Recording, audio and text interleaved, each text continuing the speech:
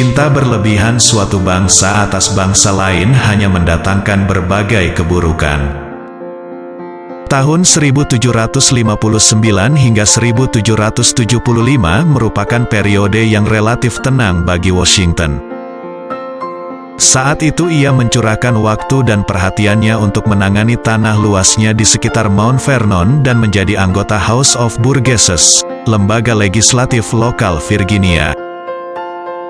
Pada masa ini, ia dan para pemilik tanah lainnya kian merasa dieksploitasi dan dibatasi oleh aneka peraturan yang diterapkan oleh kerajaan Inggris. George Washington sejak awal sudah lantang menyuarakan penolakannya. Sebelum kita lanjut, tekan tombol like, subscribe, dan tanda lonceng, supaya dapat notifikasi dari kami setiap kali kami mengupload video terbaru. Di-share juga ke teman-teman kalian jika video ini bermanfaat. Mari kita lanjut. Sebagai Presiden pertama Amerika Serikat, George Washington menduduki tempat yang sangat istimewa dalam sejarah Amerika. Ia lahir pada tanggal 22 Februari tahun 1732, putra seorang pemilik perkebunan di Virginia. Ia kemudian menjadi tentara dan menyaksikan babak-babak awal Perang Perancis dan Perang Indian, tahun 1754 sampai tahun 1763, dua perang paling berdarah di Amerika selama abad ke-18. Memasuki musim gugur 1760, pasukan Inggris telah menguasai seluruh wilayah Amerika Utara. Lalu pada tahun 1763, Prancis dipaksa menyerahkan wilayahnya di Amerika kepada Inggris dan Spanyol. Konflik antara Inggris dan suku-suku Indian penduduk asli Amerika kemudian mengakibatkan memburuknya hubungan antara Inggris dan jajahannya itu, yang berpuncak pada Perang Revolusi. Washington memainkan peran sentral dalam perang ini. Pada tahun 1774 dan 1775, Washington mengikuti dua Kongres Kontinental. Kongres yang diselenggarakan oleh koloni-koloni Inggris di Amerika untuk menentang peraturan-peraturan Inggris.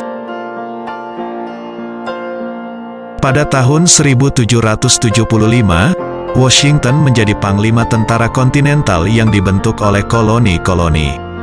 Pada bulan Juli di tahun yang sama, Washington mulai terjun dalam kancah perang kemerdekaan yang berlangsung selama 6 tahun. Di bawah kepemimpinannya, pasukan Amerika berjaya, terutama setelah kemenangan menentukan dalam pertempuran di Yorktown pada tahun 1781.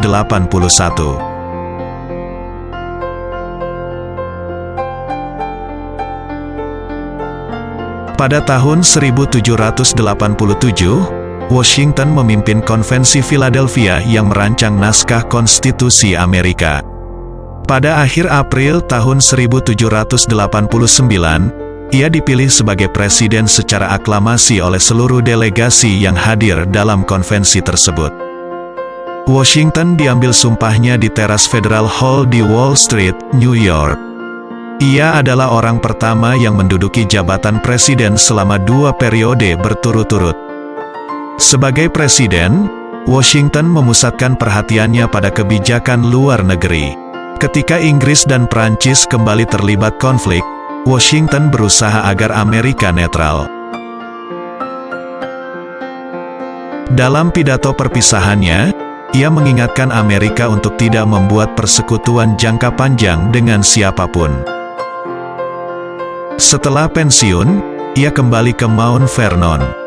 Ketika ia wafat pada bulan Desember tahun 1799, seluruh bangsa Amerika berduka selama berbulan-bulan. Berikut ini adalah pidato George Washington saat perpisahan masa jabatannya. Rekan-rekan dan seluruh warga, masa pemilihan baru seorang warga negara untuk mengelola pemerintahan eksekutif Amerika Serikat tidak lama lagi. Dan masa itu sudah dimulai ketika kalian mulai memikirkan siapa yang paling pantas dipilih untuk menyandang kepercayaan besar tersebut. Oleh karena itu, rasanya pantas kalau sekarang di penghujung jabatan resmi ini, saya menyampaikan beberapa hal yang saya pandang penting, yang mungkin bisa menjadi catatan kecil bagi siapa saja yang nanti terpilih menggantikan saya. Saya percaya, sekalipun sebentar lagi saya akan meninggalkan panggung politik, rasa patriotisme saya tidak akan terbendung.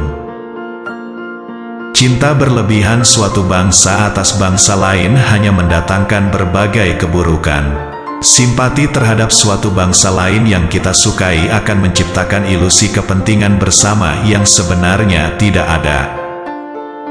Curahkanlah perhatian pada keadaan dan pertahanan kita sendiri, dan jika memang terpaksa, jalinlah persekutuan khusus yang sifatnya sementara saja.